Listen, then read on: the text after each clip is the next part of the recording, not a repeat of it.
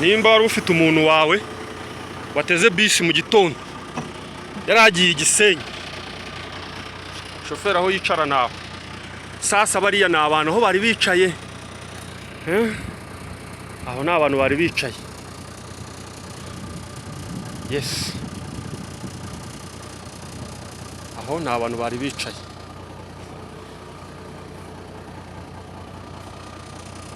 Ni abantu aho ngaho bari bicaye bose kandi bisi yari yuzuye.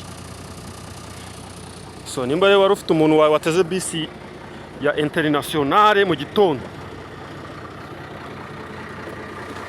muri iki gitondo ubu ngubu tuvugana kuri itariki ya 11